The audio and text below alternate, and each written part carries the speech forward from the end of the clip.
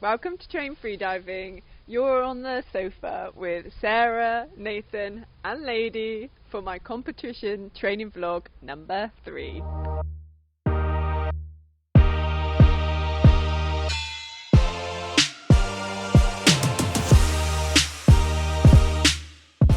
So this week we had 2 training sessions. One was on Wednesday, one was today, and very different training sessions. And I'm going to hand you over to Coach now to tell you what I did on the first session on Wednesday.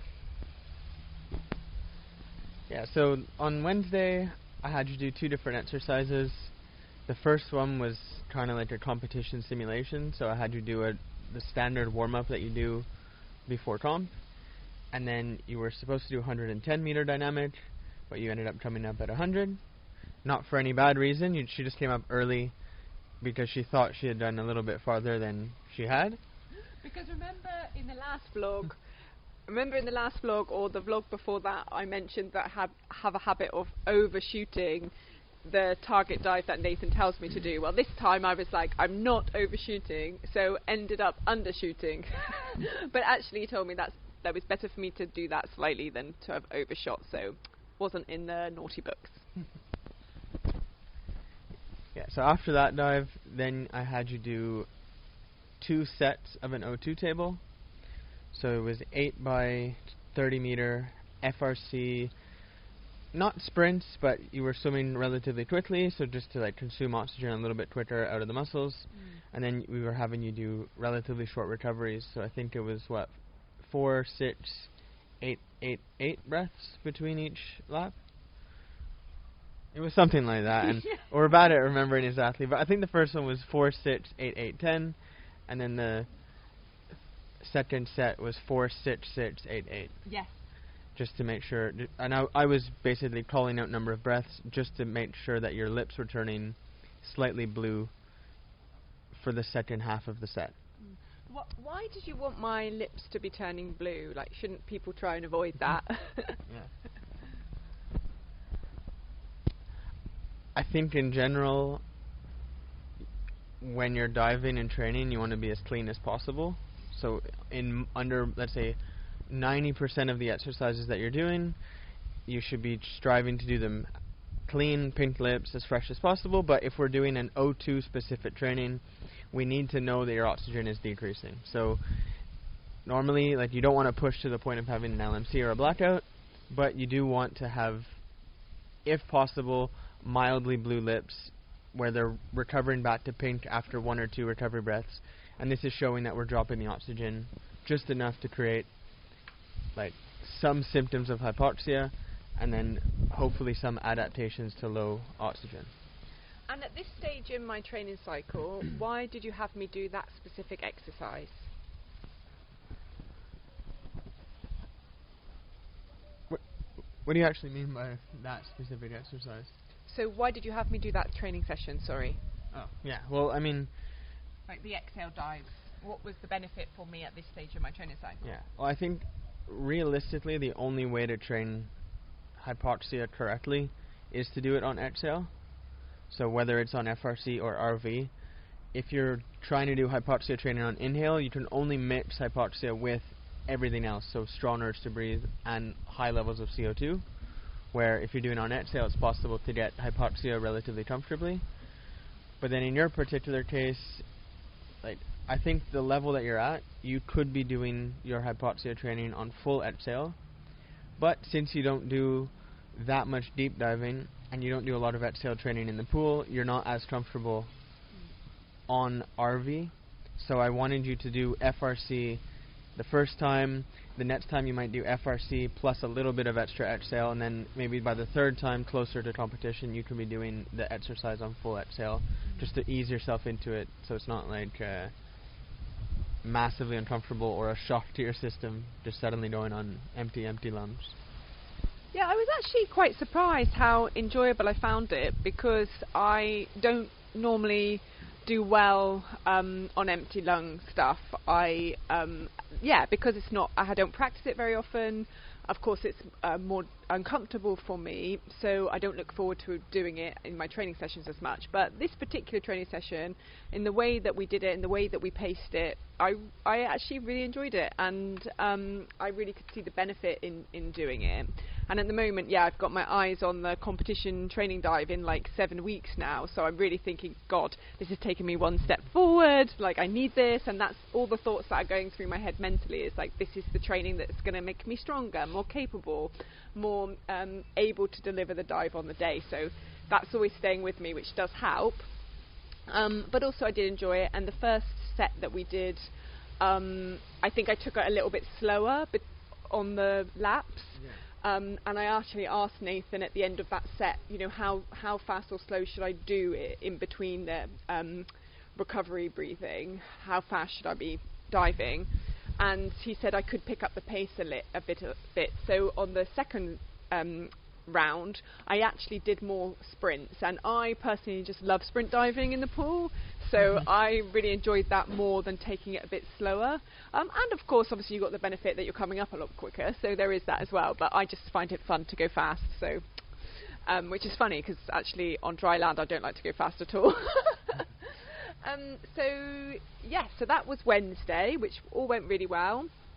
Now we were to today, and it was a very, very different training session, and arguably, you know, I'm going to hand you over to Coach to tell you what we did, but when he told me what we were doing just before we arrived at the pool, which he always does, I was more looking forward to this session than I was for the session on Wednesday, but actually ended up finding it less enjoyable today. So you never know what your session's going to feel like. Or you should know what your session's going to feel like. Yeah, so today I had her do more of an endurance session. So something I know that Sarah struggles with is the ability to just maintain the same technique for an entire session. So it's something that I want her to get used to as well, is just being able to do rep after rep with short recoveries, not really pushing CO2 or O2 or anything like that, but just getting in a high volume.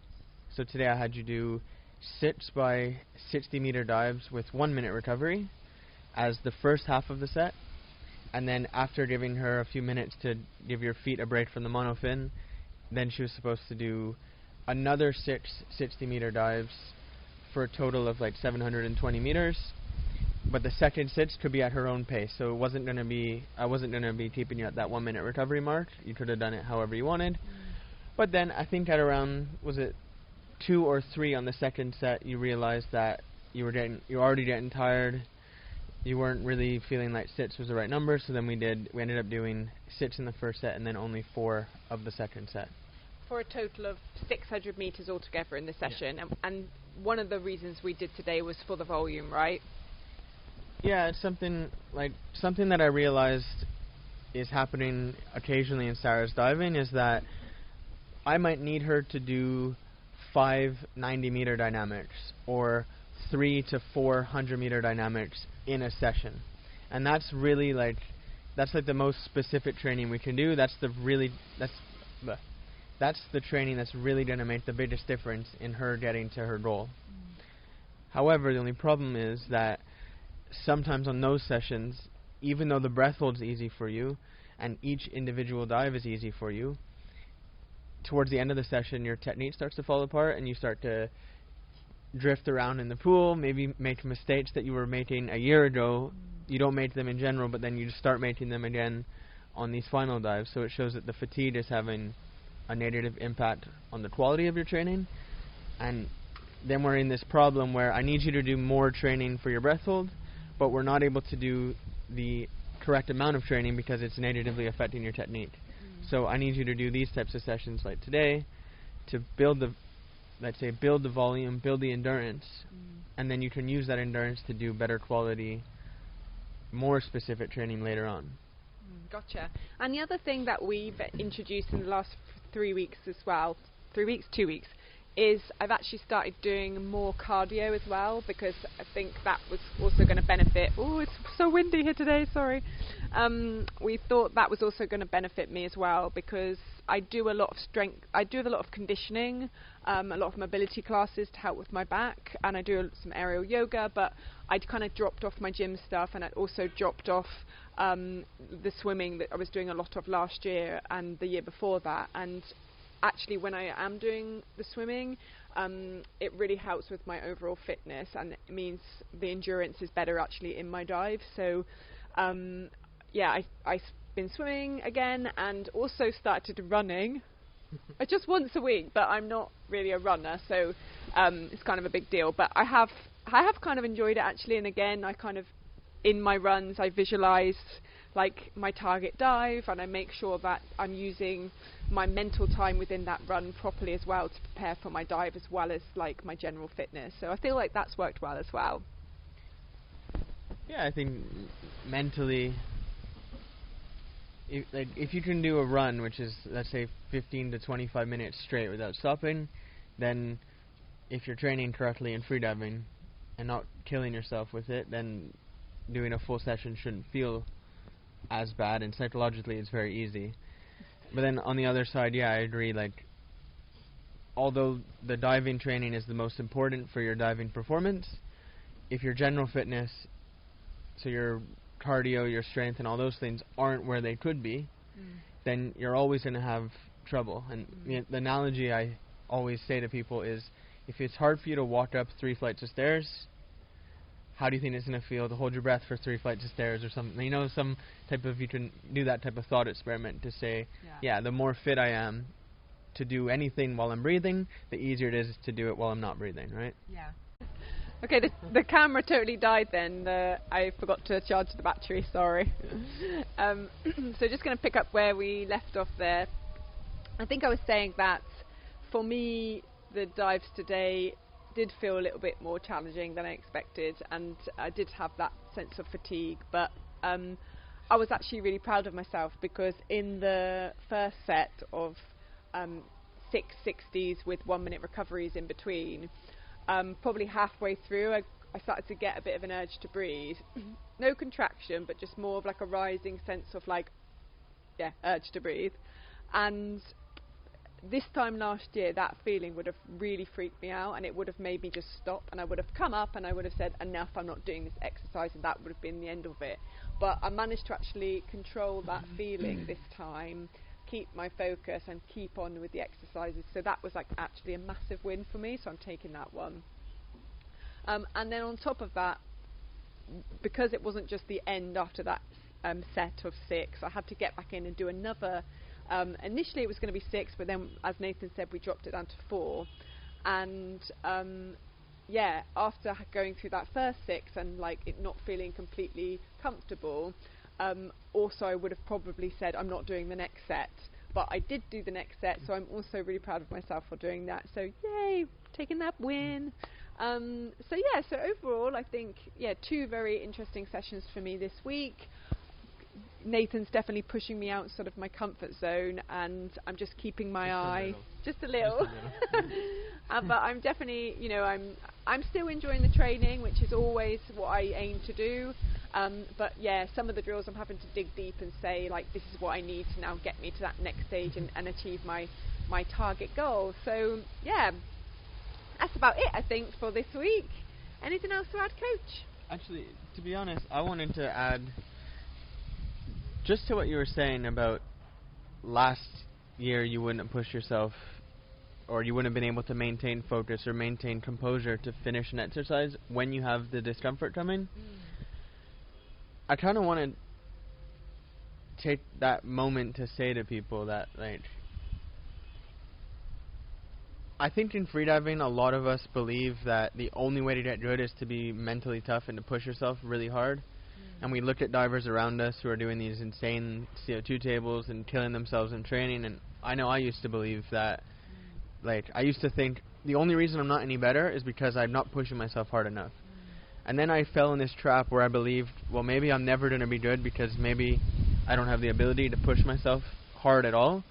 And the truth is, like, you have almost no ability to push yourself hard in freediving, like, you really don't like feeling uncomfortable. You really don't like having contractions or urge to breathe, and 9 times out of 10, you won't finish an exercise if I accidentally make it that hard. But I guess that's the thing. The thing to say about that is, if you train, or if you allow yourself to train comfortably, and if you design your training to be effective and comfortable, you can progress a lot without ever feeling uncomfortable, and you don't have to rely on pushing yourself. You can really rely on like good quality training and doing good quality dives in training, which is really what's, at least in your case, that's what allowed you to dive to 140 meters in competition without an urge to breathe. It's not like a magic ability to suffer, or a magic ability to tolerate pain, because you have almost no ability to tolerate pain. I've got a magical ability not to suffer.